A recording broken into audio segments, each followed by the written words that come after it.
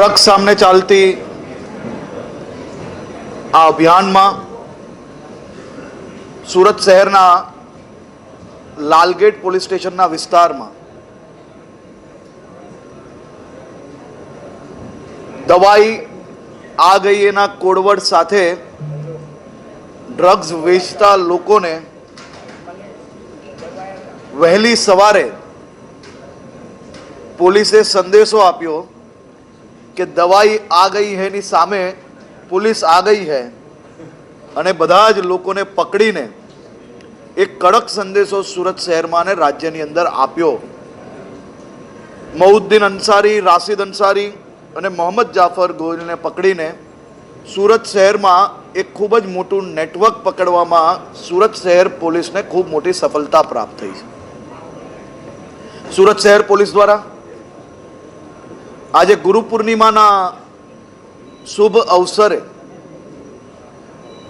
અનેક માતાઓ માટે, અનેક પરિવારજનો માટે આજે દિવાળી અને બેસતા વર્ષની ઉજવણી જેવો દિવસ એ અનેક પરિવારો માટે બનાવી આપ્યો।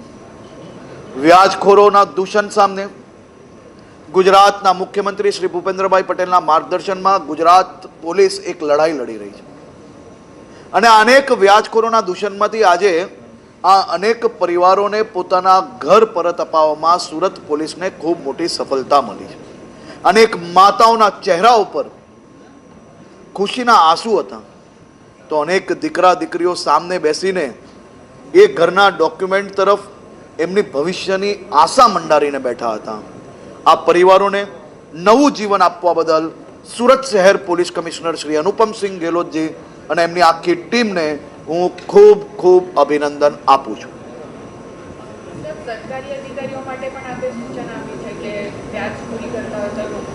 વ્યાજખોરી કરનાર કોઈ બી વ્યક્તિ હોય, ચાહે સરકારી અધિકારી હોય, ચાહે પોલીસનો અધિકારી હોય, ચાહે મહાનગરપાલિકાનો અધિકારી હોય, ચાહે કોઈ પોલિટિકલ લોકો હોય કે ચાહે કોઈ રિપોર્ટર હોય, આ બધા જ લોકો પર કડકમાં કડક પગલાં ભરવા, કારણ કે આ દૂષણ એ સામાજિક દૂષણ છે। આ દૂષણમાં કોઈ બી વ્યક્તિ, હું જેટલી ફિલ્ડ બોલ્યો છું એના સિવાયના બી કોઈ બી વ્યક્તિ હશે તો એ લોકો પર બી ગંભીર પગલાં ભરવામાં આવશે।